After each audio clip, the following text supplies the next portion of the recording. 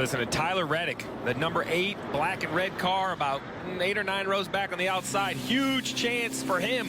We see Jimmy Johnson's damage. This could be the time for Reddick to pounce. Everybody, though, still has to make another pit stop with 87 to go. Also, Eric Jones in that 20 car.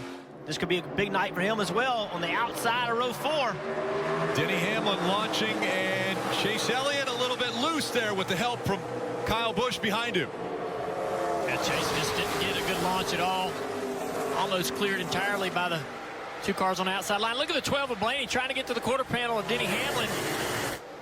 But Chase is going to be able to push that Atlanta car back out front. More wrecking. And around goes the 95 and the 37. Hard hit. Into the wall. Oh, my goodness. Oh, it's awful. Ryan Preece in the 37. Fantastic. That's Ryan talking. Glad to hear that. Put the winning it down. Man, that's good to see. Yeah. That was scary. That's one of those wrecks that when you're watching it, or especially if you're Ryan Preece in that car, the angle at which you're approaching that inside wall. It was a violent crash. Scary. Almost upside down. We see the 17.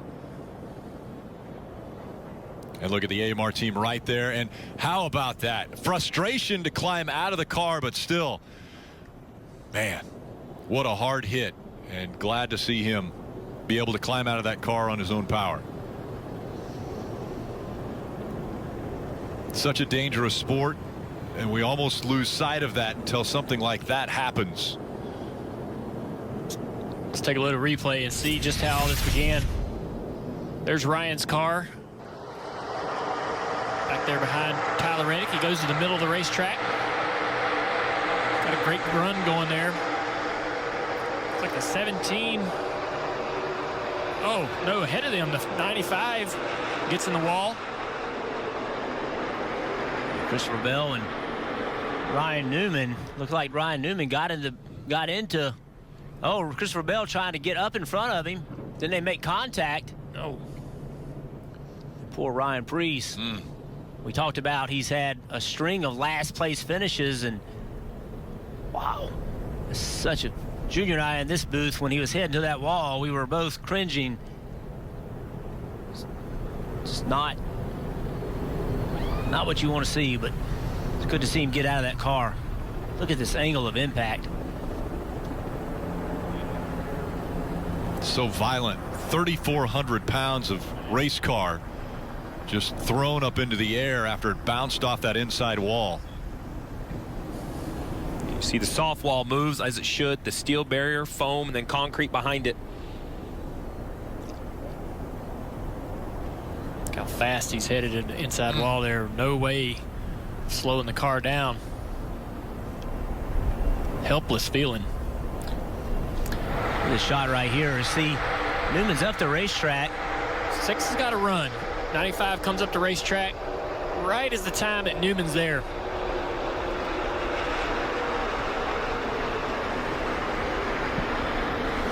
Ryan Newman involved in a very scary race crash in the Daytona 500 to start the season. Guys, I don't think, I think Newman right here is either trying to push him. I don't think he's trying to wreck him, right? He's trying to give him a shove. It caught the 6 as well. I think the 95 comes up so quick, there's nothing he can do. And then this slide is just so long. And I think we all know, you mentioned it, Jeff, we were all quiet because we all know what is on that inside of the backstretch.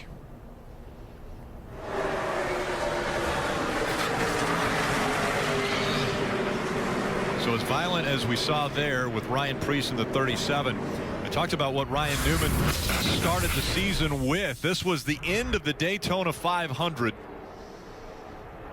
Ryan Newman in that 6, looking like he might win the race, and then that crash sent him to the hospital.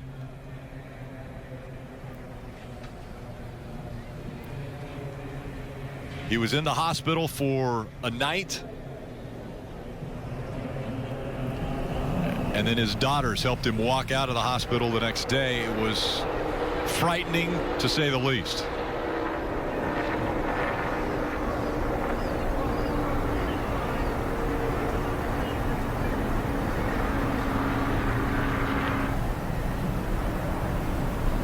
the best things I've seen all year long in a very tough year was those two little girls walking out of that hospital with Ryan Newman. Yeah. So now he's involved in an incident here at Kansas. Rick, I think these are the types of wrecks we're going to see. You know, restarts, we just talked about it. You know, how important restarts were. The 95 tried to block, the 6 tried to push him, and this is what's going to happen. Parker. Well, Steve, before this latest incident, we saw an incident with Joey Logano coming off turn 2 that Matt DiBenedetto got the short end of the stick of. Matt, what did you see there? Did you see Joey losing that left front tire like we think he had and getting in the wall, or are you just seeing cars go in front of you? No, I didn't really. I couldn't tell what was going on. I just tried to go low. I saw guys checked up off 2, and I don't know, man. It's yeah, there's a replay there. I didn't see it. I just got clipped on the right side. No, nothing I could do different. Yeah, Parker, I'm not gonna lie, I'm pretty freaking irritated. I've just we have had garbage luck the last couple of weeks. My guys, this you know, Menard's Dutch Boy Ford Mustang was fast, and we deserve way better. Racing for the playoffs is just this is annoying. Matt, we're seeing things happen off of turn 2 here. Do you feel like there's just the cars are getting really close together off turn 2? What's the issues going on the backstretch? The restarts are just wild because you know, we have no horsepower, so it takes us 45 minutes to get going. So yeah, the restarts are just wild. That's part of the racing, but I'm glad to see those guys are okay. I saw Ryan Preece's crash and Newman and those guys. Man, that's an insane crash, so I'm glad to see they're okay, and we'll be fine. Our cars, we've been so fast every week. We made 700 adjustments there, put 40 rounds of wedge in it, I think, and it just got in the balance where I was happy with it. And then we get crashed. So let's go to, I need an off weekend. I'll watch the other guys race and go to one of my favorite tracks, New Hampshire, and rebound and get a dang finish we deserve. Certainly wild restarts off 2, guys.